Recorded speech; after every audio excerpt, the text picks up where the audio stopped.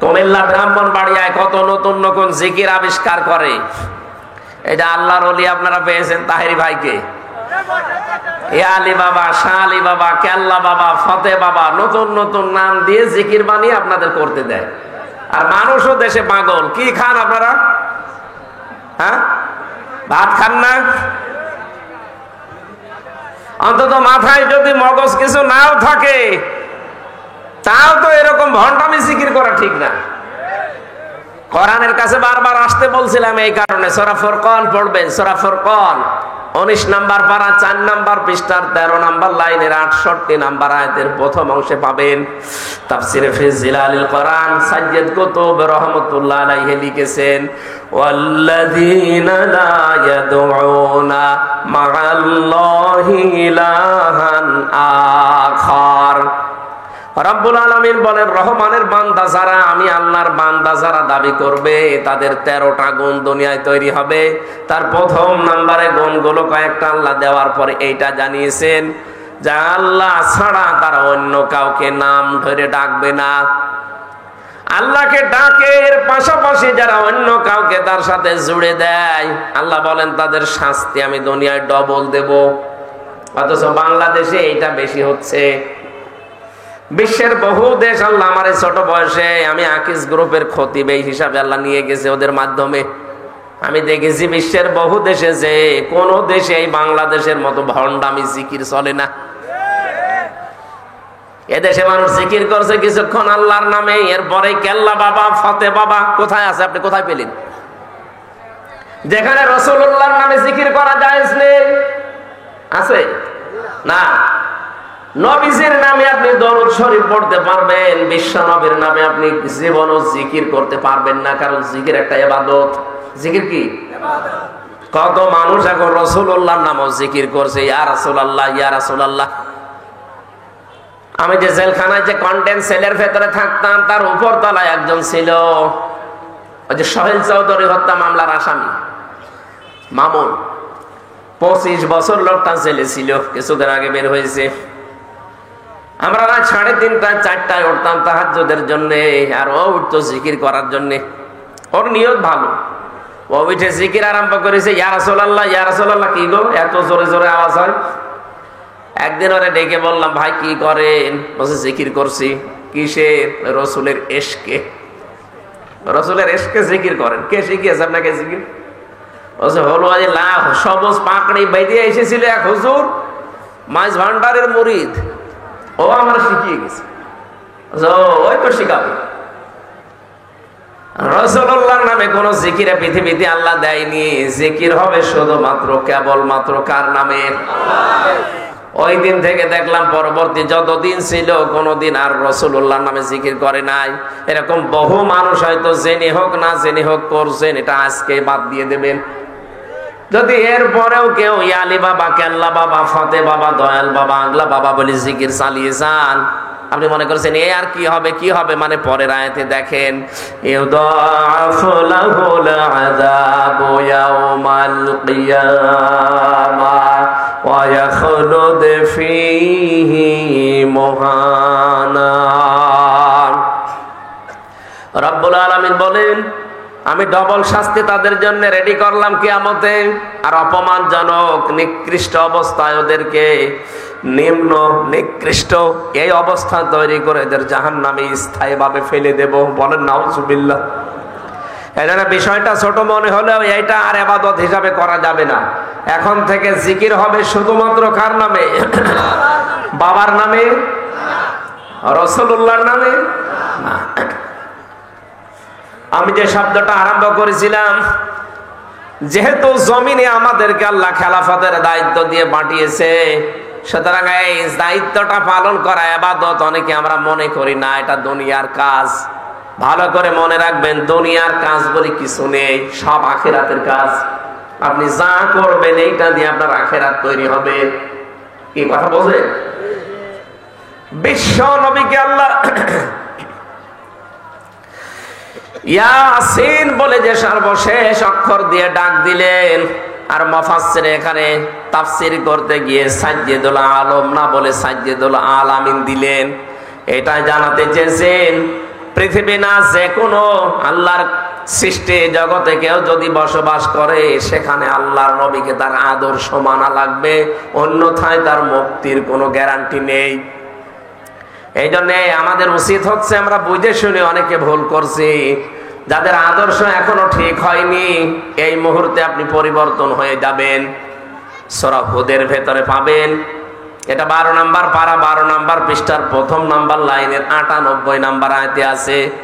যদিও আয়াতটা ফেরাউন সম্পর্কে নাজিল হওয়া, যত মুফাসসির এই পৃথিবীতে এখন পর্যন্ত তাফসীর করেছে আয়াতের, আমি প্রায় 42টার উপরে আমার বিশ্ববিদ্যালয়ে মিলিয়েছি। সব মুফাসসির আয়াতের ব্যাপারে সামারাইজ কথা একই দিয়েছেন, যেই দলের নেতা জাহান্নামে যাবে ওই দলের যত অনুসারী কর্মী সব জাহান্নামে যাবে। এটা যদি কেউ রাজনীতির কথা মনে করে চলে যান, আপনার কপালে আগুন লাগবে। আপনি এখন নিজে বলেন তো, এই আয়াতের ব্যাখ্যা করতে গিয়ে আমি আরেকটা আয়াত পেয়েছি তাফসীরে ইবনে কাসিরে, ওটা আছে সূরা বানী ইসরাঈল 15 নম্বর পারা 8 নম্বর পৃষ্ঠার 3 নম্বর লাইনের 71 নম্বর আয়াতের প্রথম অংশে আছে। এত দলিল দিয়েও আপনার রাগ হয়, আপনি মিলান না কেন? একটা কথা যদি উলট পালট পান জীবনে আমি কথা বলবো না, কিন্তু যা বলছি যদি এটা পেয়ে যান আপনাকে মেনে নেওয়া লাগবে। আপনি নিজেও কোরআন হাদিস পড়েন না, আমির হামজা বলবে আপনি মানবেনও না। আপনি কি হয়েছেন কি আপনি? হ্যাঁ,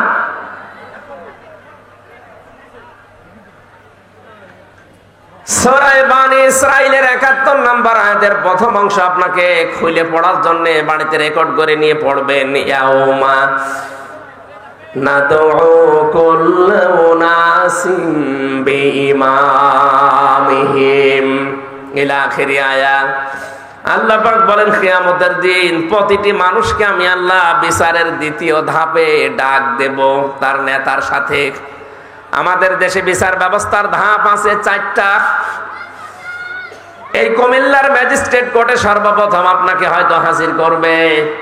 এখান থেকে যদি আপনার বিরুদ্ধে রায় আসে আপনি বলতে পারবেন না যে আমি মানি না, না আপনার ক্ষমতা নেই। এতটুকু বলার অধিকার আছে আপনার যে আমি ন্যায় বিচার পাইনি, আমি আরো উপরে যাব। যান আপনি কুমিল্লার জজ কোর্টে যান। একেবারে যদি বলেন রায় আমি মানি না, তাহলে রাষ্ট্রদ্রোহী মামলা হবে কি, তখন আবার জেলে যাওয়া লাগবে, আর একটা মামলা বেড়ে যাবে। এই জন্য এতটুকু বলার ক্ষমতায় দেশ আপনাকে দিয়েছে সংবিধান, যে আপনি বলবেন যে আমি ন্যায় বিচার পাইনি। তাহলে আর একটা জায়গা আছে বিচারের ধাপ, নাম কি? জজ কোর্ট। নাম কি? জজ কোর্ট থেকে রায় আপনার বিরুদ্ধে যদি আসে বলতে পারবেন যে আমি মানি না, না পারবেন না। এতটুকু বলতে পারবেন যে আমি ন্যায় বিচার পাইনি, আমি আরো উপরে যাব। যান, এবার আর কুমিল্লা হবে না, বাংলাদেশের কোন জেলায় হবে না, যাওয়া লাগবে কোথায়? ঢাকা। আপনি হাইকোর্টে যাবেন। এবার হাইকোর্ট থেকে আপনার বিরুদ্ধে যদি রায় আসে এবার আর বলতে পারবেন না আমি মানি না। এতটুকু আবার বলার ক্ষমতা রাখবেন যে আমি ন্যায় বিচার পাইনি, আমি আরো উপরে যাব। যান সুপ্রিম কোর্টে যান, সেখানে আবার বিভাগ বেঞ্চ আছে 2টা। এই যে 4টা স্তর আছে। এরপরে বাংলার সুপ্রিম কোর্ট থেকে প্রধান বিচারপতি যিনি এখন আছেন, উনি যদি একবার আপনার বিরুদ্ধে কোনো রায় দিয়ে দেয়, আপনি না এদেশের 18 কোটি মানুষ মেনে নিতে বাধ্য। এবার আর কোনো জায়গা নেই। কেউ যদি বলে না ও প্রধান বিচারপতির রায়ও আমি মানি না, তাহলে হয়ে যাবে জীবনের মতো হয়ে যাবে আপনার জেলখানা, অথবা দেশ থেকে আপনাকে তাড়িয়ে দেবে। আল্লাহ রাব্বুল আলামিন কিয়ামতের যে বিচারের সিস্টেম সাজিয়েছেন, প্রথমে আপনাকে আল্লাহ একা ডাকবেন রায় দেওয়ার জন্য। ওয়াকুল্লুহুম আতিহি ইয়াউমাল কিয়ামাতি ফারদা। সূরা মরিয়মের ভেতরে আছে, এটা 95 নম্বর আয়াত, 16 নম্বর পারার 10 নম্বর পৃষ্ঠার 15 নম্বর লাইনে আছে। এটা তাফসীরে ইবনে কাসিরের ভেতরে আছে। আল্লাহ পাক বলেন কিয়ামতের দিন আমি আল্লাহর সামনে তোকে বিচারের জন্য ডাকবো, কিন্তু দল বল ধরে না, তোকে ডাক দেব আমার সামনে স্রেফ একা একা। কয়জন করি? কুমিল্লাবাসী, এই পয়েন্টটা আমি এই জন্য জোর দিচ্ছি, এটা সবার জীবনে যেহেতু আসবে, একটু ভাবেন তো নিজের দিকে তাকিয়ে। স্রেফ একা একা দাঁড়াবেন আল্লাহর সামনে, কেউ থাকবে না। নবীজি আয়াতের ব্যাখ্যায় হাদিসে নিছেন, মা তাজালু কদামা বানি আদম আবদি ইয়াউমাল কিয়ামাতি হাত্তা ইসালান 50। আন উমরিহি ফিমা আফনা ওয়া আন শাবাবিহি ফিমা আবলা ওয়া আম্মালিহি মিন আইনা ইকতাসাবাহু ওয়া ফিমা আনফাকাহু ওয়া আন ইলমিহি মাযা আমিলা ফি। মুত্তাফাকুন আলাইহি। বুখারী মুসলিম শরীফে যৌথ হাদিস এটা। আল্লাহর নবী বলেন কিয়ামতের দিন আল্লাহ প্রতিটি মানুষকে প্রথমেই এই যে যেমন ম্যাজিস্ট্রেট কোর্ট থেকে শুরু হয়, ওখানে আল্লাহ প্রথমেই নিজের সামনে দাঁড় করাবে আপনাকে, আমাকে একা একা দাঁড় করিয়ে জিজ্ঞাসা করবে প্রথমে 5টা প্রশ্ন। জান উমরিহি ফিমা আফনা, একটা জীবন দিয়েছিলাম তোরে, আমার এখন 33 বছর বয়স, হয়তো এনার বয়স 55-60 বছর, এভাবে যার যে বয়স ওই হায়াতটা তাকে জিজ্ঞাসা করবে। হায়াত আপনার শুরু হয়েছে কিন্তু যেদিন স্বপ্ন দোষ হয়েছে আপনার ওই দিন থেকে। কথা বুঝতেছেন? তার মানে যেদিন বালেগ হয়েছেন ওই দিন থেকে আপনার হিসাব শুরু। এর আগে যাই করেছেন ওগুলোর হিসাব আল্লাহ নেবেন না, শিশুকালের হিসাবে জন্য দেওয়া লাগবে না। যেদিন থেকে বালেগ হয়ে গেলেন ওই দিন থেকে যেদিন আজরাইল না সেই দিন পর্যন্ত। আমার যদি 33 বছর হয়, আমার হয়তো 13-14 বছর বাদ দেন, বাকি যেটা থাকে 20 বছর। এই 20 বছরের হিসাব আমি এখন মারা গেলে আল্লাহর সামনে পুরাটা দেওয়া লাগবে, 1 সেকেন্ডও বাদ যাবে না। এরপরও মাঝে মাঝে একা থাকলে আমার মনে হয় আল্লাহ পাক যদি আমি এখনই মারা যাই, যদি জিজ্ঞাসা করে হামজা 2024 সালের 31শে অক্টোবর ডিসেম্বর পর্যন্ত তোরে মাফ করে দিলাম, যা, হিসাব দেওয়া লাগবে না। শুধু জানুয়ারির 1 থেকে 24, এই 24 দিনের হিসাব দিয়ে জান্নাতে চলে যা। আমার যা জীবন, আমার তো মনে হয় এই 24 দিনের হিসাব দেওয়াও সম্ভব না। আপনারা পারবেন? এটা অত সহজ জিনিস, দুদুকে ধরলেই মানুষ পাগল হয়ে যায়। তাও তো কত ফাঁক ফকড় আছে, কত কিছু দিয়ে উল্টা পাল্টা করে বেঁচে যাওয়া যায়। আল্লাহ পাক বলেন আমি আল্লাহ আর ধরাই কোনো ফাঁক ফকড়, পোড়াটা জবাব দেবেন একেবারে পঙ্খানো পঙ্খানো। এখান থেকেও যদি কোনো মানুষের জীবনের পরিবর্তন না আসে, আপনি বিশ্বাস করে নিতে পারেন ওর জীবনের হেদায়েত নেই। আপনার জীবনটা এখনই পাল্টাবেন আপনি। রব্বুল আলামিন জানিয়েছেন এই পৃথিবীর ময়দানে কোন মানুষ যদি নিজেকে পরিবর্তন করার জন্য কিচ্ছু লাগবে না, শুধু ওর নিজের চিন্তা ভাবনার পরিবর্তন আনে, আমি আল্লাহ হেদায়েত দেওয়ার জন্য যে বিশাল গ্রন্থ পাঠিয়েছি এর কাছেও যদি আত্মসমর্পণ করে, ও দুনিয়ার জীবন সম্পর্কে জেনে ফেলবে। পৃথিবীর এই জমিনটা কিন্তু কারো জন্য না, আপনি যতই আঁকড়িয়ে ধরতে যান তত আপনাকে ছেড়ে দেবে। নবীজি আমি যে আয়াত পড়েছিলাম সূরা শুরার 20 নম্বর আয়াত, এখানে একটা উদাহরণ দিয়েছেন, মান কানা ইউরিদু হারসাল আখিরাতি নাজিদ লাহু ফি হারসি ওয়া মান কানা ইউরিদু হারসাদ দুনিয়া নুতিহি মিনহা ওয়া মা লাহু ফিল আখিরাতি মিন নাসিব। রব্বুল আলামিন বলেন কেউ যদি আখিরাতের ফসল কামনা করে, আমি আল্লাহ তারে ওটা বৃদ্ধি করতেই থাকি। এই ভালো করে খেয়াল করেন, আপনি যদি আখিরাতের কামনা করেন, দিন যত যাবে আমার আল্লাহ এটা বৃদ্ধি করতেই থাকবে। তাহলে দুনিয়ার প্রথম যেই লোকটা এই পৃথিবীতে এসেছিল, উনি যদি আখিরাতের কামনাকারী হয়, দিন যত যাবে তার সওয়াব, তার নেকি, তার মর্যাদা বাড়তেই থাকবে।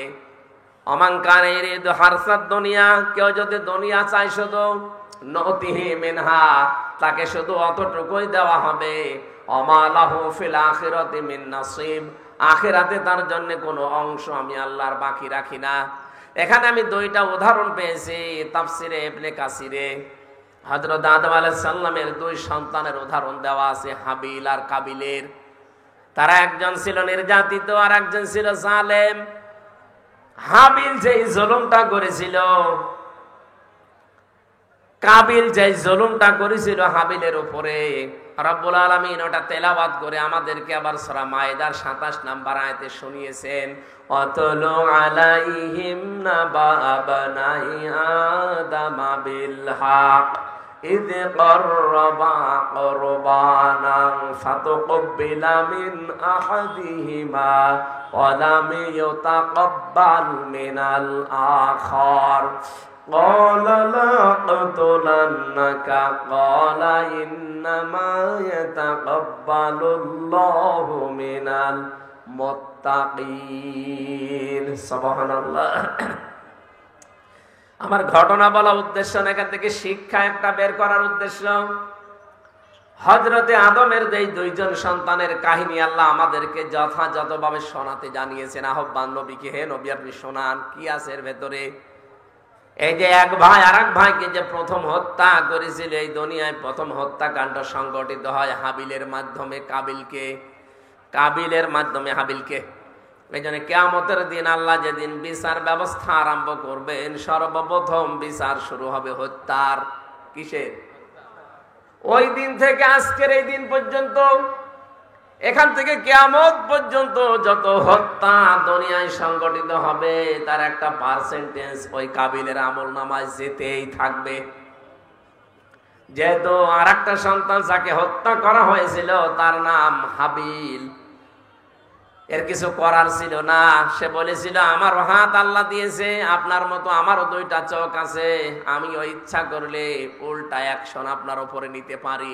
কিন্তু না, এদের পরবর্তীতে আল্লাহ ব্যাখ্যা দিয়ে জানিয়েছেন যে আমি যদি দুই হাত প্রসারিত করি আপনাকে কিছু করার জন্য আমি কিন্তু পারি, কিন্তু না, আমি করব না।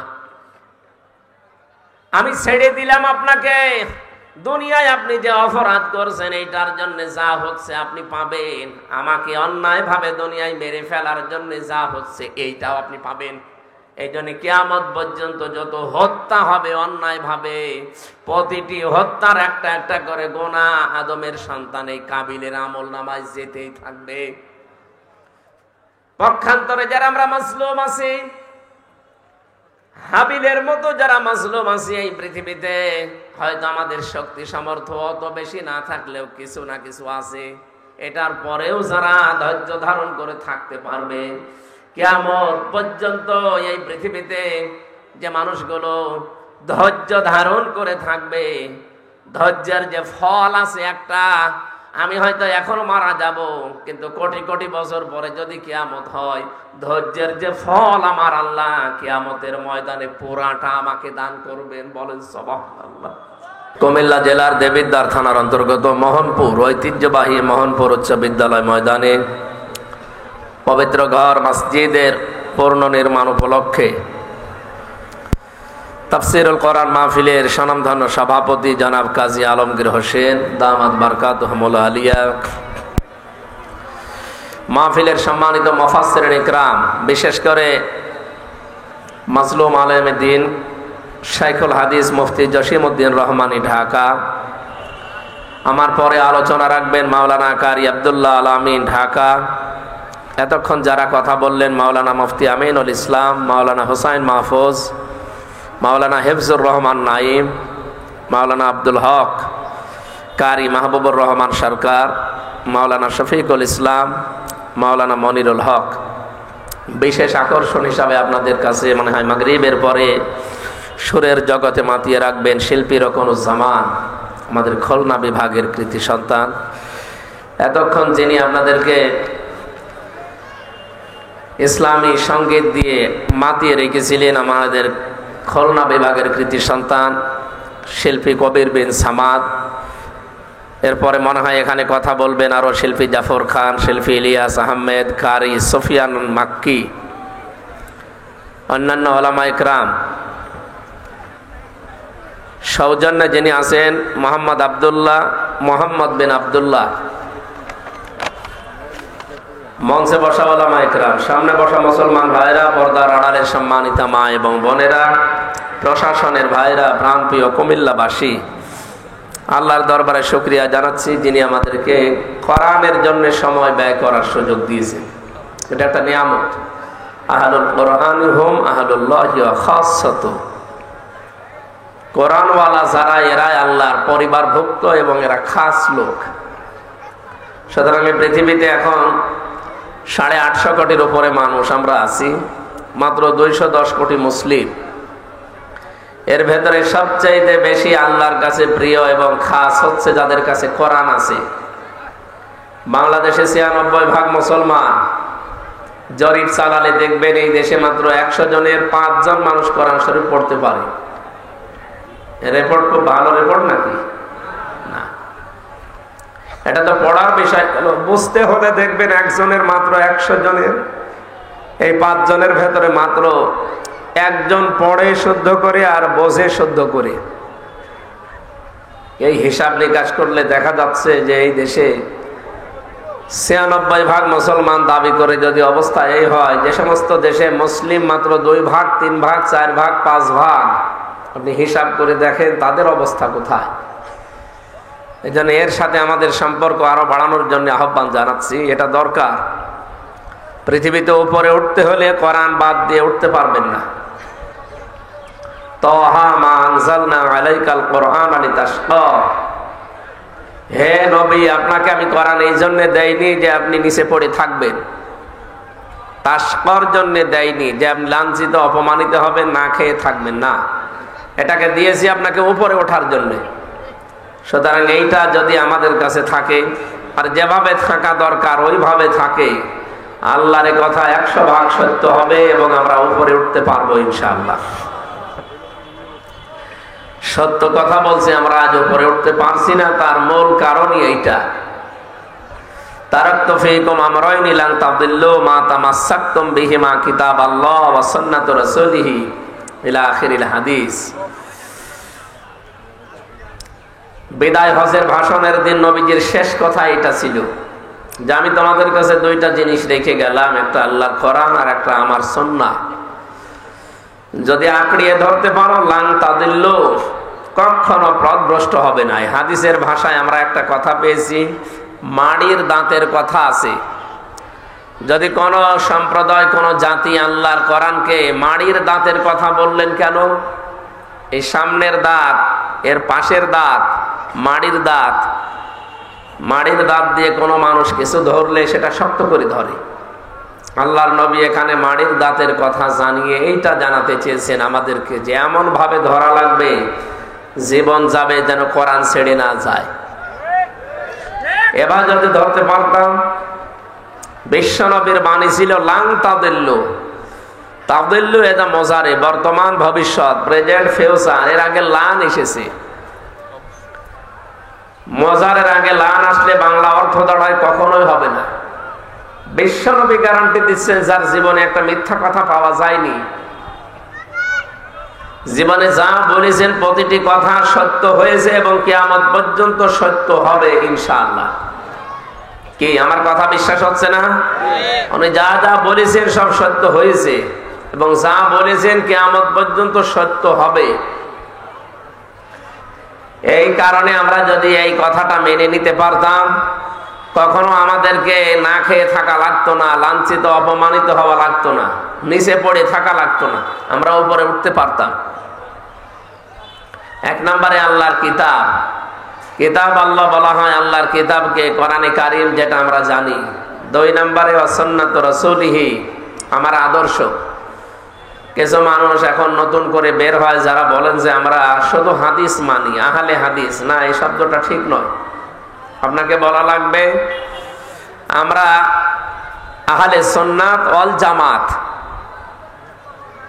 নবীজি হাদিস রেখে গেলাম, এই কথা এই হাদিসের ভাষায় পাইনি আমরা। তিনি যে বলতেন আমি হাদিস রেখে গেলাম, পৃথিবীতে এমন কিছু কাজ আছে শুধু হাদিস মানলে আপনি করতে পারবেন না। কথা বোঝেন আমার? দাঁড়িয়ে পোশাক করা জায়েজ আছে না? মানে এমন কোন জায়গা যেখানে বসতে গেলে নাপাক লেগে যাবে, এমন কোন জায়গা যেখানে বসতে পারবেন না। এ পর্যন্ত মনে করেন আপনি পানির ভেতরে ডুবে আছেন, চারিদিকে শুধু এই থই থই পানি, এখন প্রসাব লেগেছে, বসে করবেন? বসে প্রসাব করতে গেলে আপনার জীবন থাকবে? সুতরাং এই সমস্ত জায়গাগুলোতে যদি বলেন না আমি হাদিস মানবো, আমি হাদিস ছাড়া কিছু মানি না, আমি আহলে হাদিস, আমি শুধু সহি হাদিস মেনে চলি, আপনি তো মরবেন। আমি আপনাকে ছোট করার জন্য না, বাস্তবতা এইটা। কারা এগুলো করেছেন আমি জানি না, আমাদের বাস্তবতা যেটা বলে নবীজি যা বলেছেন এর বাইরে গেলে আপনি বাঁচতেও পারবেন না। আগুন দিয়ে পোড়ানো কোনো জিনিস যদি কেউ খায় তার অজু ভেঙে যায়, এটা হাদিস, এটা সহি হাদিস। এটা যদি কেউ এখন মানতে যায়, এই যে আমি এখন চা খালাম আগুন দিয়ে না, নাকি আগুন ছাড়া চা হবে? আগুন দিয়ে পোড়ানো জিনিস আমি খেলাম, আমার অজু আছে? এরকম প্রায় 85টার উপরে আমার জানা আছে। শুধু হাদিস মানলে আপনি পারবেন না। এই জন্য নবীজি বলেছেন কিতাব আল্লাহ ওয়াল সুন্নাত রাসূলিহি, আমার আদর্শ রাখলাম, আপনি হাদিস রেখে গেলাম উনি বলেননি। এই জন্য বিশ্ব নবীর সুন্নাহ যেখানে যেখানে আছে এটাকে আপনাকে আঁকড়িয়ে ধরা লাগবে, একেবারে পরিবার থেকে শুরু করে আন্তর্জাতিক জীবন পর্যন্ত। তাহলে আমরা পথভ্রষ্ট হব না, না খেয়ে থাকবো না, জীবনে উপরে উঠতে পারবো। যারা যারা এগুলো মেনে নিয়েছে তাদেরকে আল্লাহ উপরে তোলে, যারা মেনে নিতে পারে না আল্লাহ তাদেরকে আরো নামিয়ে দেয়। এই জন্য এই যে রেকর্ড হচ্ছে, কয়েকজন মানুষ আমার সামনে বসে আছে তা না, আমি এগুলো বলছি এই কারণে, কারণ এটা তামাম দুনিয়া ছড়াচ্ছে। যারাই শুনতে পাচ্ছেন আপনারা ভ্রান্ত ধারণায় আর থাকবেন না। বিশ্বনবী মুহাম্মদ রাসূলুল্লাহকে এই পৃথিবীতে একমাত্র মডেল করে, আদর্শ করে আল্লাহ পাঠিয়েছেন। আমি সত্য কথা বলছি এই কারণে, কারণ আমাদের যেন বোধগম্য হয়, আমাদের হুঁশ যেন ফিরে আসে। পুরা কোরআন শরীফ পড়তে গেলে যে 29টা অক্ষরের প্রয়োজন হয়, কয়টা অক্ষর লাগে? 29টা অক্ষর বাদ দিয়ে কোরআন শরীফ পড়তে পারবেন? পারবেন না। প্রতিটি অক্ষরে মুহাম্মদুর রাসূলুল্লাহ সাল্লাল্লাহু আলাইহি সাল্লামের পরিচয় আল্লাহ তুলে ধরেছেন। রব্বুল আলামিন বলেন আলিফ দিয়ে আমার নবীর নাম আমি দিয়েছি আহমাদ, ইয়াতি মিন বা'দি ইসমুহু আহমাদ। হযরত ঈসা আলাইহিস সালাম তিনি ইন্তেকালের আগে জানিয়েছেন, তিনি যে ইন্তেকাল করেননি তাকে আল্লাহ তুলে নিয়েছেন। তার বিদায়ের আগে তিনি জানিয়ে গেছেন যে আমার পরে একজন নবী আসবে, তার নাম আহমদ, প্রশংসিত। বাদী আল্লাহ জানিয়েছেন আমার নবী বাশির, তিনি সুসংবাদদাতা। তা দিয়ে জানিয়েছেন আমার নবী মুত্তাকি, তিনি পরহেজগার। সা দিয়ে জানিয়েছেন আমার নবী মুদ্দাসসির, তিনি কম্বলওয়ালা, চাদরওয়ালা। জিম দিয়ে আল্লাহ জানিয়েছেন আমার নবী জামিল, তিনি সুন্দর। হা দিয়ে তিনি জানিয়েছেন আমার নবী হামিম, তিনি অন্তরঙ্গ বন্ধু। খ দিয়ে আল্লাহ জানিয়েছেন আমার নবী খাতামান নাবিয়্যিন, তিনি সর্বশেষ নবী।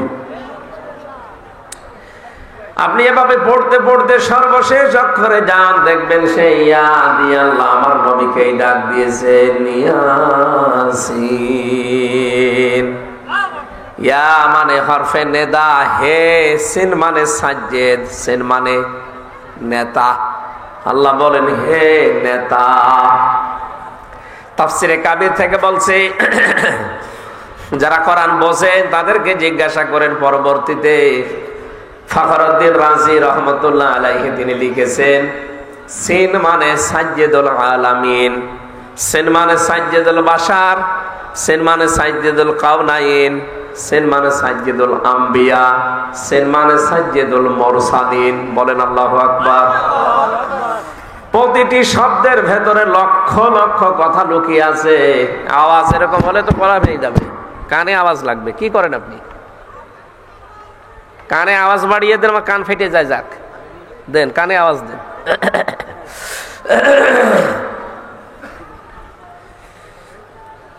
মুফাসসির কিন্তু বলতে পারতেন সাজ্জেদুল আলম মানে দুনিয়া এই শেষ। 257টা রাষ্ট্র দিয়ে এই পৃথিবী গড়া। এখান থেকে দরকার একটু সরে বসেন, আমার কানে আওয়াজ লাগুক, নাই তো গলা ভেঙে যাবে ভাই। দেন আওয়াজ বাড়িয়ে দেন, এটা দেন, এটাও তো একটু ফাঁকা করে দিন। কানে আওয়াজ লাগলে আমার কথা এত জোরে বলা লাগবে না। 3টা বছর ফাঁসির কন্ডেম সেলের ভেতরে পড়েছিলাম, জীবনটা শেষ করে দিয়েছে জালেমরা। আমি যে কথা বলতে পারছি এটাই তো আমার বড় শুকরিয়া। জীবনেও তো কোনোদিন আর ভাবি না যে বাইরের এই আলো বাতাসে আসবো। ওরা যেভাবে রেখেছিল আর কিছুদিন থাকলে ছাতা মরে যেত।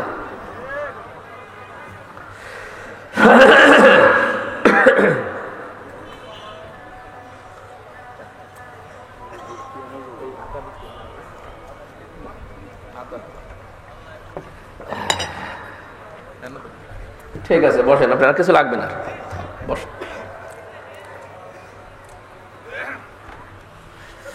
তাফসীরুল কোরআন মাহফিলে এসেছেন, আপনারা লিখেও দিয়েছেন তাফসীরুল কোরআন মাহফিল। একটা শব্দ থেকে যে তথ্যগুলো বের করা যায়, যত চিন্তা ভাবনা করবেন তত নতুন তথ্য পাবেন।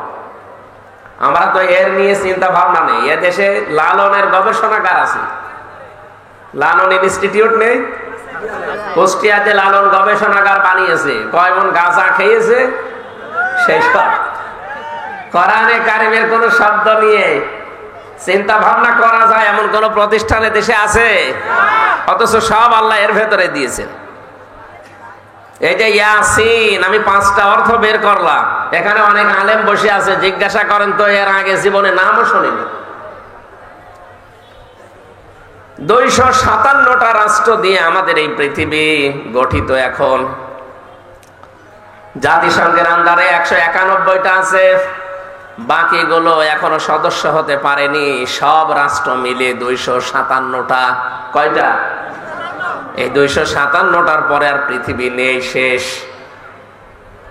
আল্লাহ আলম বলতে পারতেন সাইয়্যিদুল আলম, শুধু এই পৃথিবীর জন্য আপনাকে আমি নেতা করে পাঠালাম না, আলামিন বহু বছর।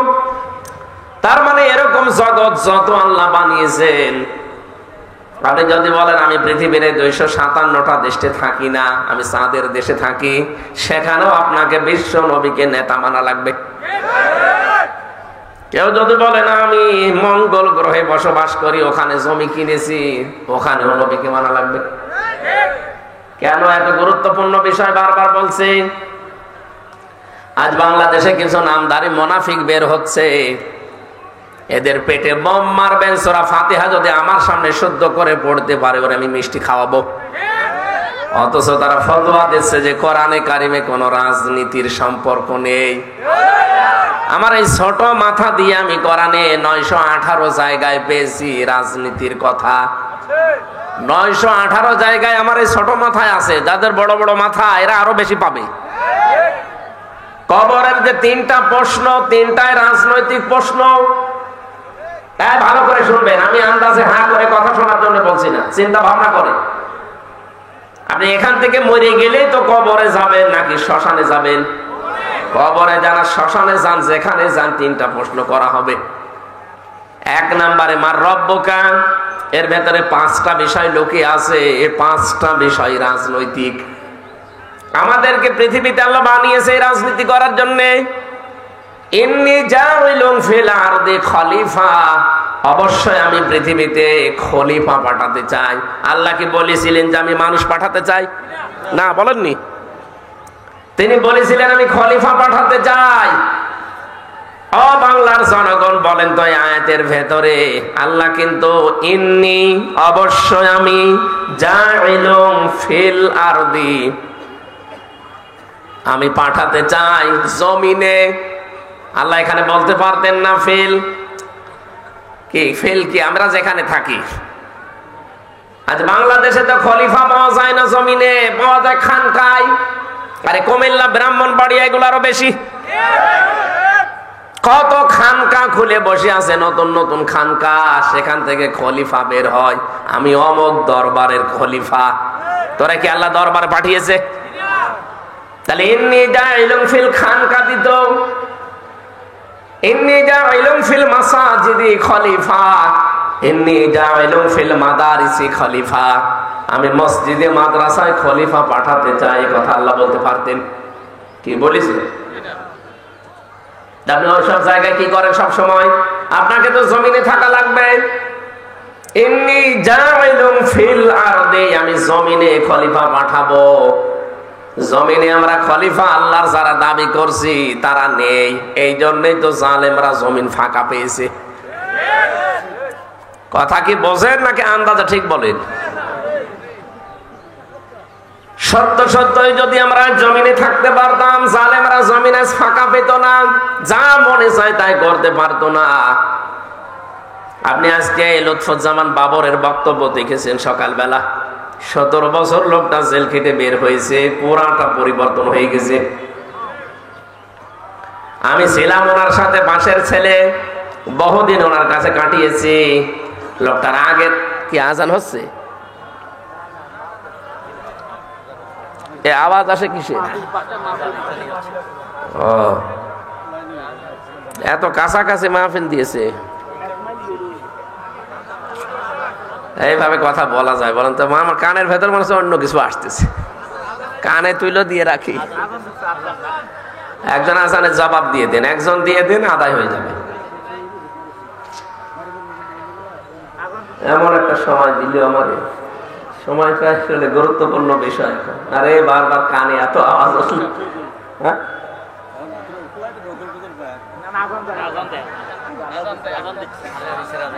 আমি ক্লাসের আকারে কথা বলি তো। আমার বিশ্ববিদ্যালয়ে যেভাবে ক্লাস পেয়েছি, আমি যে কোনো বিষয়ে কথা বললে 40-45 মিনিট ক্লাস নেই, যেন অন্তত যারা বসে আছে 1 ঘন্টার ভেতর একটা 10টা শিক্ষা নিয়ে বাড়ি যেতে পারে। যে ওয়াজ করে যারা কানে হাত দিয়ে, 2.5 ঘন্টা হযরতে মুসা নবীর কাহিনী বলছে, ও নিজেও বোঝে না, যারা শুনে ওরাও বোঝে না। তো ওটা বললে আমি করবো কি? এই জন্য আমি 10 মিনিট বলি, অন্তত 10 মিনিটই আমার করণীয় কি বর্জনীয় কি এটা যেন আমার জানা যায়। আমরা হচ্ছে খলিফা আল্লাহ। কার? আমরা কি কোন পীরের খলিফা? বলেন তো কোরআন হাদিসে কোন জায়গায় পীরের খলিফা এ কথা আছে? আমরা খলিফা আল্লাহর, খলিফা রাসূলুল্লাহর। এই পৃথিবীতে আল্লাহ আমাদের খলিফা করে পাঠিয়েছেন মসজিদে, মাদ্রাসায়, খানকায়, দরবারে, মাজারে। কোথায়? জমিনে। কোথায়? আপনি নিজের কাছে প্রশ্ন করে বলেন, জমিনে আছেন আপনি? জমিনে থাকতে হলে জমিনে থানা আছে, থানা নেই জমিনে? আদালত আছে, শিক্ষা আছে, চিকিৎসা আছে, সব জায়গা তো জালেমদের দখলে। আপনি কোথায় আছেন? আপনি যে বলেন যে ছেলে মেয়েকে ডাক্তার বানানোর দরকার নেই, ছেলে মেয়েকে ইঞ্জিনিয়ার বানানোর দরকার নেই, বিশ্ববিদ্যালয়ের শিক্ষক দরকার নেই, ওগুলো সব জালেমরা বানায়। তো ওগুলো বানিয়েছে জালেমরা, এই কারণেই তো সব জায়গায় দুর্নীতি। আজ বাংলাদেশে চিকিৎসা বিভাগ দুর্নীতি মুক্ত হয় না কেন? ডাক্তার গুলো আজ যদি আমরা ডাক্তার শাহিদ জাদ্দারের মতো বানাতে পারতাম, বরিশালের, খুলনার ডাক্তার মতিয়ার রহমানের মতো বানাতে পারতাম, ডক্টর গুলো ডক্টর ফয়জুল হক সিলেট বিশ্ববিদ্যালয় এরকম ডক্টর উপহার দিতে পারতাম, ডক্টর নাসিরউদ্দিন মিজি এরকম ডক্টর যদি বানাতে পারতাম বিশ্ববিদ্যালয়ে, শিক্ষা ব্যবস্থা পরিবর্তন করে ফেলতাম। সবগুলো বসে আছে জালেমদের সন্তানরা, ওরা যা ওদের ছেলে মেয়েও তা। এই জন্য তো জায়গাগুলো দুর্নীতি মুক্ত হয় না। আর এই যে কুমিল্লা না, এটা এর পাশের জেলা চাঁদপুরের এক মহিলা, আমি মাঝে মাঝে মামলার হাজিরা দিতে যাই, তো দেখা হয় আল্লাহর ওলির সাথে, ফিটনেস বিহীন বিএনপি, লাইসেন্স বিহীন জামাত, ঘোষণা দিত না। এখন তার নিজেরই ফিটনেস নেই আর লাইসেন্স তো নেই। ওই জায়গাগুলো আজ যদি সত্যি আমরা এরকম মানুষগুলো পাঠাতে পারতাম, সত্যি আমরা খলিফার দায়িত্ব যদি বুঝে নিয়ে পালন করতে পারতাম, এই পৃথিবীটা মিনি জান্নাত হয়ে যেত। এমনকি বাংলাদেশটা আমরা মিনি জান্নাত বানিয়ে ফেলতে পারতাম। সেটা পারি নাই, কারণ যেখানে যাওয়া দরকার আমরা ওই জায়গায় যাই না। আমরা মসজিদে খানকায় বসে হো হো করছি, অথচ হু হু যারা করি এটাও যদি শুদ্ধভাবে করতাম তাও তো হইতো। আমাদের অতিথি মনে হয় এসে গেছে নাকি?